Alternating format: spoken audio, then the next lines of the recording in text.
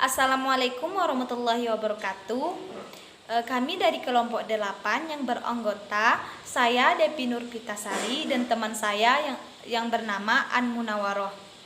Di mana di sini kami akan mempresentasikan materi kami tentang struktur dan perkembangan serbuk sari.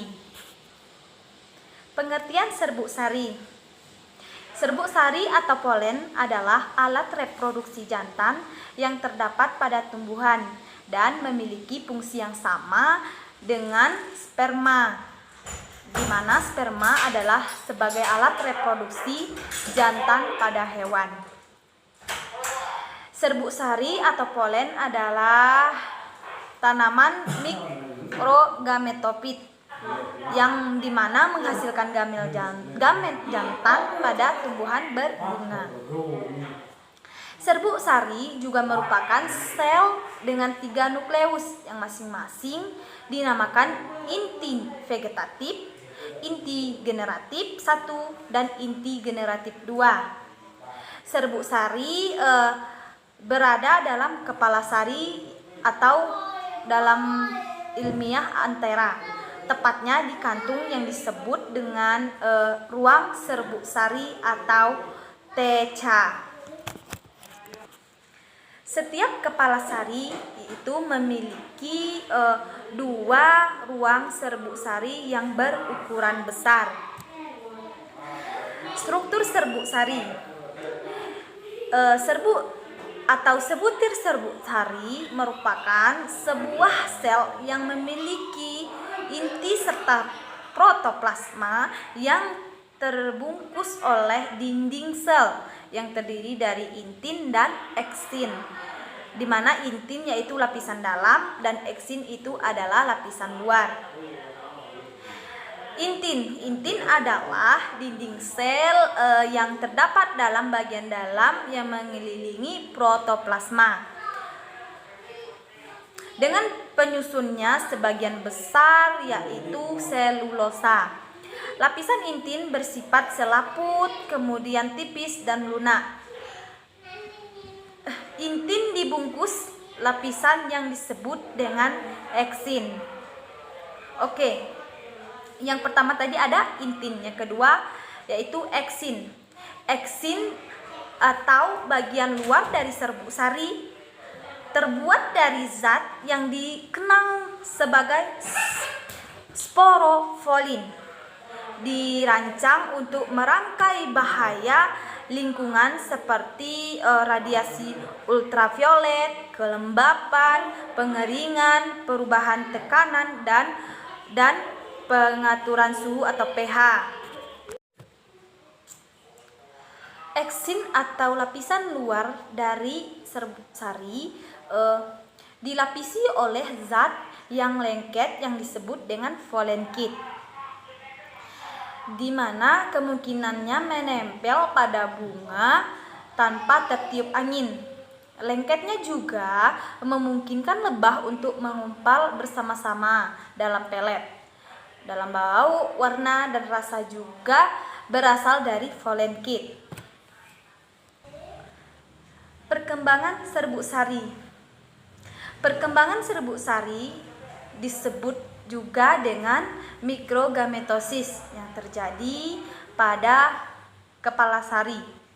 Mikrogametosis adalah pembentukan gamet jantan, di mana tahapan yang pertama dalam pembentukan mikrogametosis, yang pertama ada sel induk mikrospora melakukan pembelahan meiosis 1 dan menghasilkan sepasang sel haploid. Kemudian sepasang sel haploid membelah meiosis 2 menghasilkan 4 mikrospora haploid yang berkelompok menjadi 1 tetrad. Kemudian setiap mikrospora yang mengalami pembelahan karyokinesis sehingga menghasilkan 2 inti haploid, yaitu inti vegetatif atau inti saluran serbuk sari dan inti generatif. Yang terakhir yaitu ada inti generatif membelah secara mitosis sehingga membentuk 2 inti sperma yang dikenal dengan inti generatif 1 dan inti generatif 2. Kemudian penyerbukan. Penyerbukan atau polinasi adalah jatuhnya serbuk sari pada permukaan putik atau di kepala putik. Pada sebagian besar bunga, peristiwa ini berarti jatuh pada bagian kepala putik yang saya sebut tadi. Kemudian penyerbukan terbagi menjadi 4. Yang pertama ada autogami, yang kedua ada gaetonogami, yang ketiga ada allogami, yang keempat ada zoidiogami.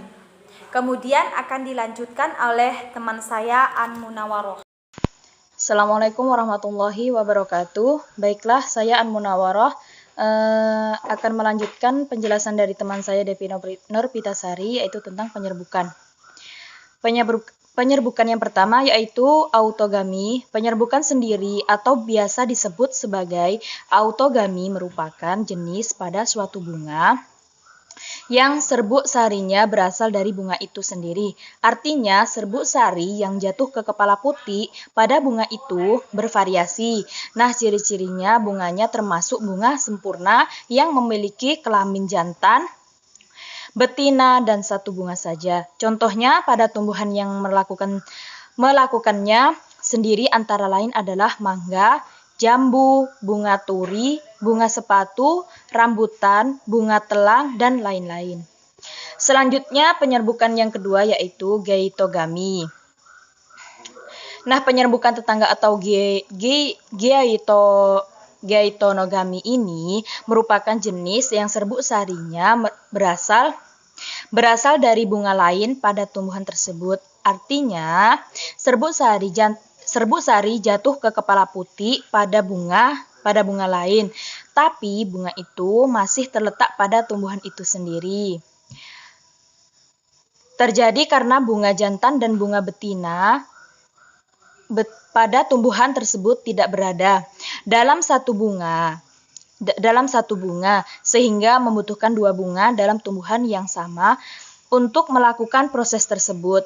Nah, contohnya itu tumbuhan yang melakukannya antara lain adalah jagung, padi, kelapa sawit, mawar merah, mawar putih, dan lain-lain. Nah, selanjutnya penyerbukan yang ketiga adalah allogami.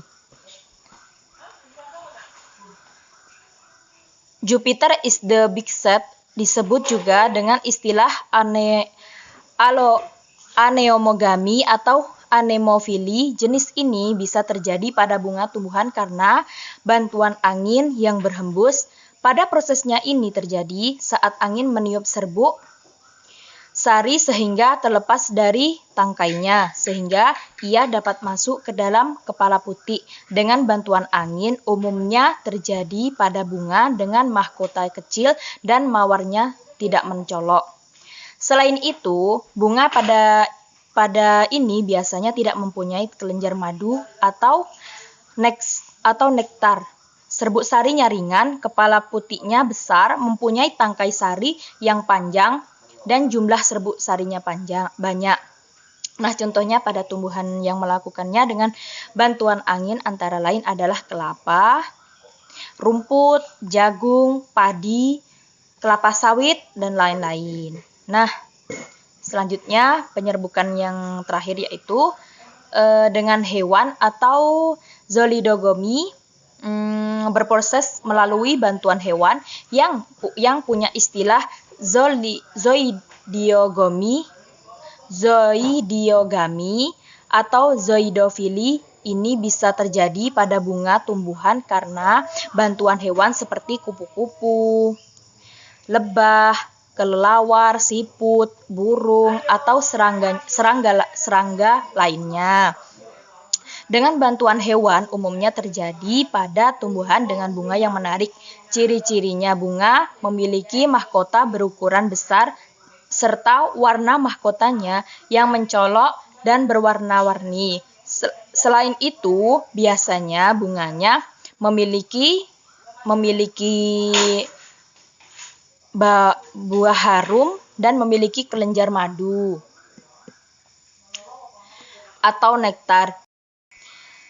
Dengan bantuan hewan termasuk jenis yang paling banyak terjadi. Nah, contoh tumbuhannya yang melakukannya dengan bantuan hewan antara lain adalah mawar, melati, kenangan, sepatu, dan lain-lain. Nah, mungkin hanya itu yang dapat saya dan teman saya sampaikan tentang struktur dan perkembangan serbuk sari. Saya perwakilan kelompok 8. Jika terdapat kesalahan, saya mohon maaf. Saya akhiri. Wassalamualaikum warahmatullahi wabarakatuh.